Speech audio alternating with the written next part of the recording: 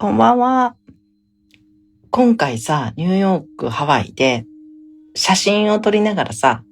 ストーリーズに上げてたじゃない？で、うちの長女も次女も、そういう写真撮ったりするの、ママこっちからだとすごいいいよとか、ちょっとこっち、私撮ってあげるとかさ。で、これストーリーズに上げたらとか、その後、フォーリーの皆さんなんか反応があったとかさ。こんな風に言ってくれたよっつって、わー、ありがとう、ママちょっと読ましてコメントとかさ、やったりしてるの。もう娘たちはすごい、楽しんでくれてるわけ。私のこのストーリーズとか、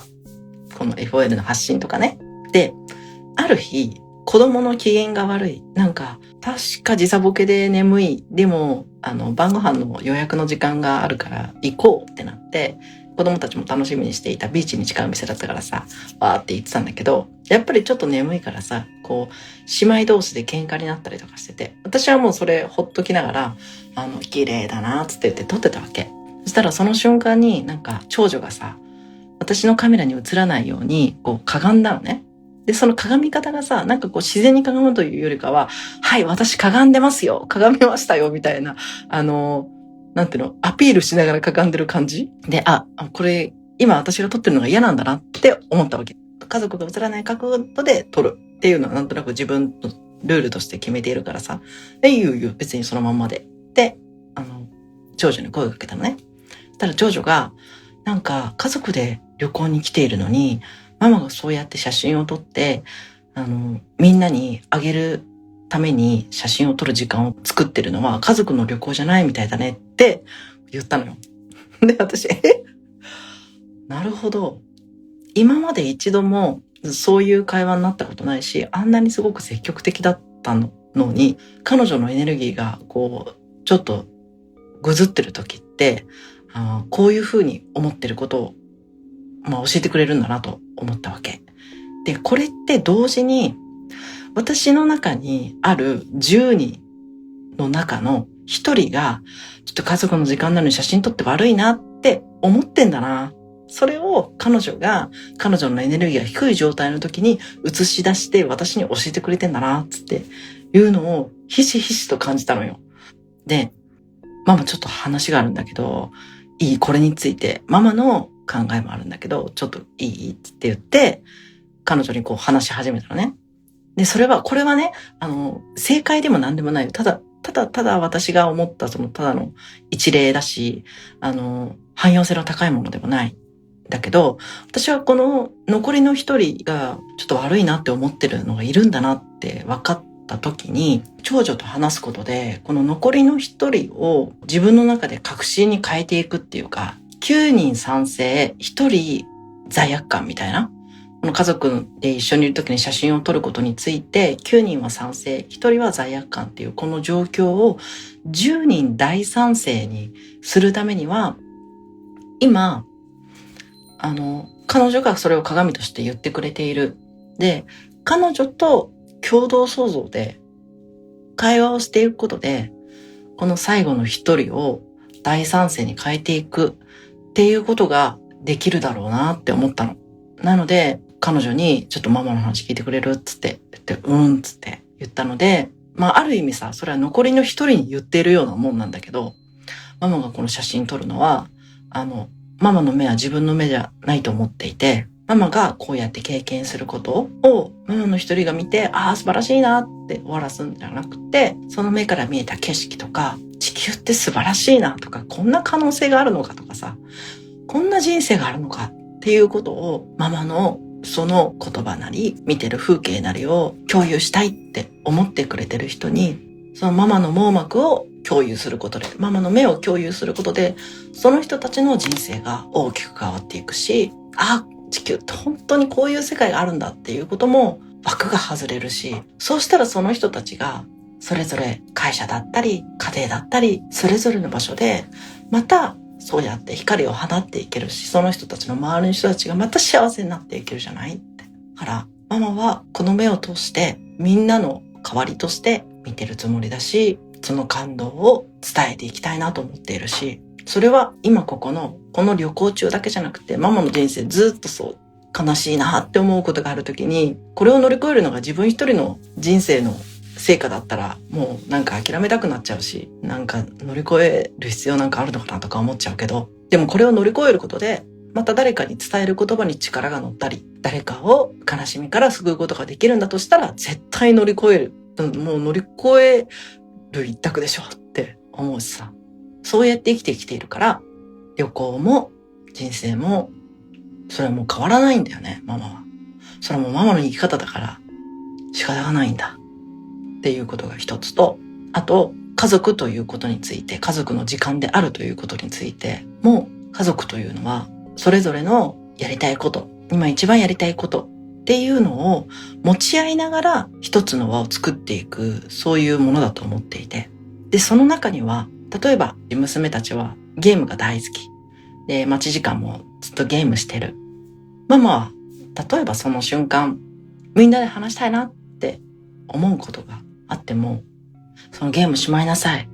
ちょっと今話しましょうとは言わない。なぜならみんな好きなことができてるのが一番いいなって、ママのそれは深い信念として、今話したいな以上の信念としてあるから、よかったな、好きなことできて、一番今楽しいことできてよかったなって思う。やっぱりちょっと寂しいなとかさ、そこでゲーム始めちゃいますかみたいな気持ちはあるよって。でも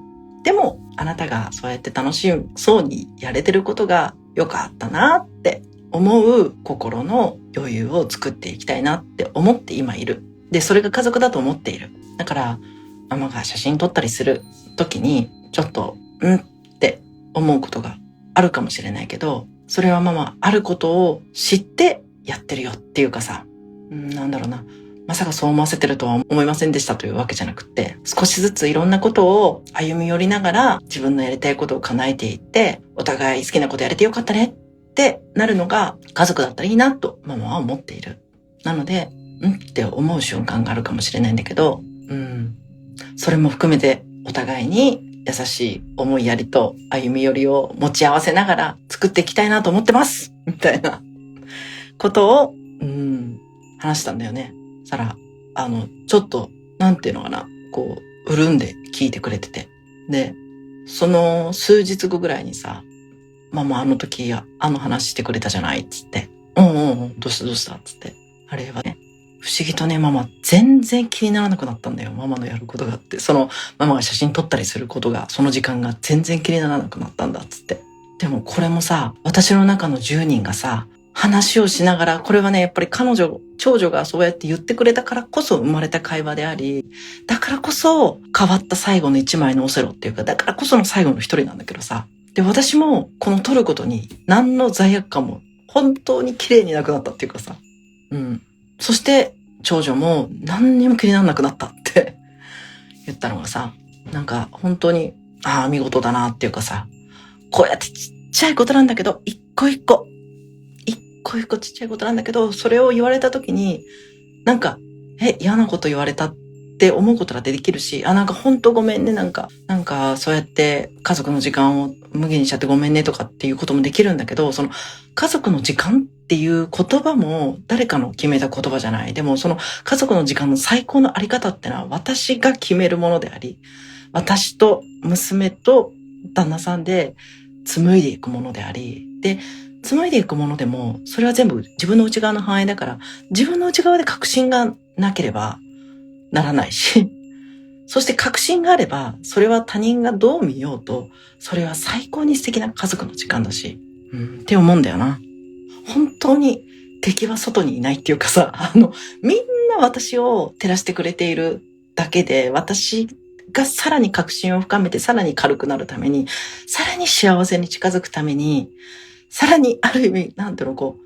何が来てもどんとこいになるために現れている人であり、投げかけられた言葉であり、それをそうやって糧にしていけるということが、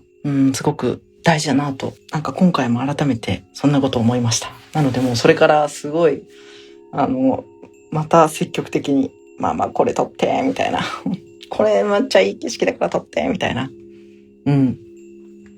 ってくれて、またますますありがたいなって思います。